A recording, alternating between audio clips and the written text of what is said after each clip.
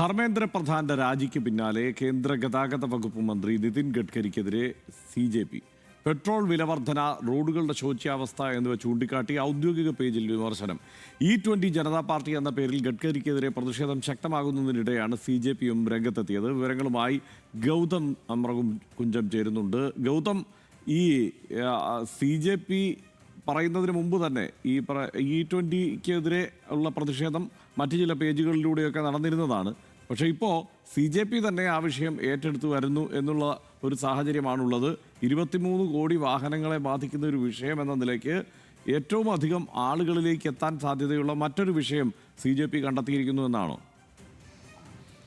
ഹർഷൻ, അങ്ങനെ തന്നെയാണ്. കാരണം ഈ പെട്രോൾ വിലയുമായി ബന്ധപ്പെട്ട് E20 പെട്രോളുമായി ബന്ധപ്പെട്ട് അതോടൊപ്പം തന്നെ റോഡുകളുടെ നിർമ്മാണവും അതിൻ്റെ പരിപാലനവുമായി ബന്ധപ്പെട്ട് എല്ലാ കാലത്തും ജനങ്ങൾക്കുള്ള വലിയ അമർഷം, ആ അമർഷം ഇപ്പോൾ പ്രതിഷേധത്തിൻ്റെ രൂപത്തിലേക്ക്, സംഘടിതമായ പ്രതിഷേധത്തിൻ്റെ രൂപത്തിലേക്ക് രാജ്യത്തെമ്പാടുമുള്ള യുവാക്കളെ ഒന്നിപ്പിച്ചുകൊണ്ട് ഒരു സംഘടിത രൂപത്തിലേക്ക് എത്തുന്നു എന്നതാണ് മനസ്സിലാക്കാൻ സാധിക്കുന്നത്. സൂചിപ്പിച്ച പോലെ E20 ജനതാ പാർട്ടി എന്ന പേരിൽ കോക്രോച്ച് ജനതാ പാർട്ടിക്ക് സമാനമായ ഒരു പേജ് രൂപപ്പെടുകയും ആ പേജിലൂടെ തന്നെ വലിയ തരത്തിലുള്ള ആളുകൾ അതിന് പിന്തുണ പ്രഖ്യാപിക്കുകയും ഇൻസ്റ്റഗ്രാമിൽ ഉൾപ്പെടെ അത് ട്രെൻഡായി മാറുകയും ചെയ്യുന്ന ഒരു സാഹചര്യം നിലനിൽക്കുന്നുണ്ട്. ഈ സാഹചര്യത്തിലാണ് വിദ്യാഭ്യാസ മന്ത്രിക്കെതിരെ സമരം നടത്തി വിജയിച്ച കോക്രോച്ച് ജനതാ പാർട്ടി കൂടി അവരുടെ ഔദ്യോഗിക പേജിലൂടെ ഈ വിഷയം ഏറ്റെടുക്കുന്നത്.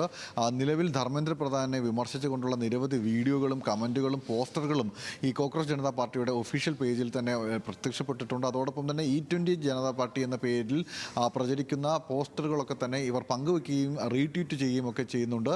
അതായത് ഈ ധർമ്മേന്ദ്ര പ്രധാനെതിരെ ഉണ്ടായ പോലെയുള്ളൊരു ജനവികാരം ഇപ്പോൾ കേന്ദ്ര ഗതാഗത വകുപ്പ് മന്ത്രിക്കെതിരെ കൂടി ഉണ്ടാകുന്നൊരു സാഹചര്യം നിലനിൽക്കുന്നുണ്ട്. നമുക്കറിയാം, കഴിഞ്ഞ ദിവസമാണ് വലിയ 4000-ഓളം കോടി രൂപ മുടക്കി പണിഞ്ഞ എക്സ്പ്രസ് ഹൈവേ തകരുന്ന സാഹചര്യം ഉണ്ടായത്. നേരത്തെ പൂനെയിലെയും മുംബൈയിലെയും ഹൈവേകളെ സംബന്ധിച്ച്, ദേശീയപാത നിർമ്മാണത്തെ സംബന്ധിച്ചൊക്കെ തന്നെ വലിയ തരത്തിലുള്ള ആക്ഷേപങ്ങൾ സമാനമായ രീതിയിൽ നിലനിൽക്കുന്നുണ്ട്. അതോടൊപ്പം തന്നെ റോഡ് നിയമങ്ങൾ പരിപാലിക്കുന്നതിനകത്തും പെട്രോൾ ലഭ്യമാക്കുന്നതിനകത്തുമുള്ള വലിയ പ്രശ്നം നിലനിൽക്കുന്നു. എല്ലാ കാലത്തും ഈ പെട്രോൾ വില ഇങ്ങനെ ഉയർന്ന അളവിൽ തന്നെ, അല്ലെങ്കിൽ ഉയർന്ന നിരക്കിൽ തന്നെ തുടരാനുള്ള സാഹചര്യവും സാധ്യതയും നിലനിൽക്കുന്നുണ്ട്. പക്ഷേ അതിനാവശ്യമായിട്ടുള്ള, അല്ലെങ്കിൽ ആ തുകയ്ക്ക് പ്രാപ്തമാകുന്ന രീതിയിലുള്ള നിലവാരമുള്ള പെട്രോൾ അല്ല നൽകുന്നത്. മാത്രമല്ല, ഈ പെട്രോൾ വില നിയന്ത്രിക്കണം, ആ പെട്രോൾ വില 50ലേക്ക് എത്തിക്കുമെന്നുള്ള വാഗ്ദാനം നൽകിക്കൊണ്ടാണ് BJP സർക്കാർ അധികാരത്തിൽ വന്നത്.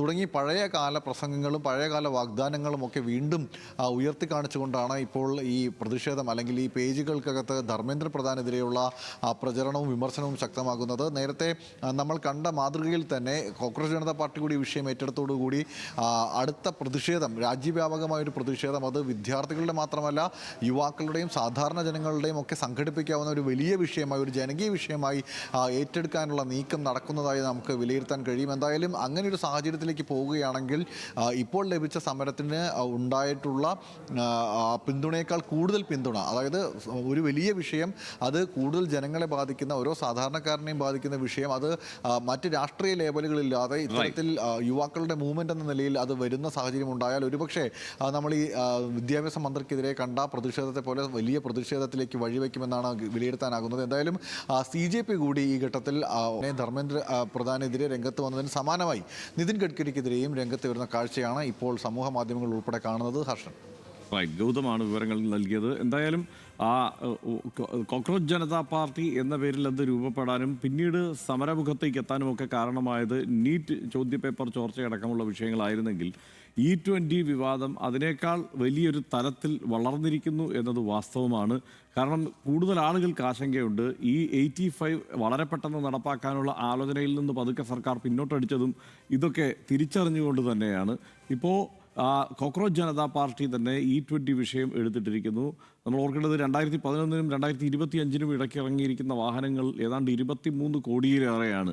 അത്രയധികം വാഹനങ്ങളെ നേരിട്ട് ബാധിക്കുന്ന ഒരു പ്രശ്നം എന്ന നിലയ്ക്ക്, ആ വാഹന ഉടമകളെ ബാധിക്കുന്ന പ്രശ്നം എന്ന നിലയ്ക്ക് ഒക്കെയാണ് ഇത് പരിഗണിക്കപ്പെടുന്നത്. കൂടുതൽ ആളുകളുടെ ഒരു പ്രശ്നമാണ്. ആം ആദ്മി പാർട്ടിയും വളരെ ശക്തമായി തന്നെ ഈ വിഷയത്തിൽ രംഗത്തെത്തിയിട്ടുണ്ട്. അതുകൊണ്ട് അത് മാത്രമല്ല, ഇത് തുടർന്ന് നിതിൻ ഗഡ്കരി വളരെ പെട്ടെന്ന് ഇന്നലെ ഒരു പ്രതികരണവുമായി രംഗത്തെത്തി. ഇതിൻ്റെ നയം രൂപീകരിക്കുന്ന സമയത്ത് ഞാനൊന്നും ഉണ്ടായിരുന്നില്ല, അത് എൻ്റെ തീരുമാനമല്ല എന്ന് അദ്ദേഹം കൈകഴുകാനുള്ള ശ്രമം നടത്തുന്നതും നമ്മൾ കണ്ടു. അത് ഗൗരവമുള്ള ഒരു വിഷയമായി വളരുന്നു എന്നതിൻ്റെ സൂചന കൂടിയാണ്.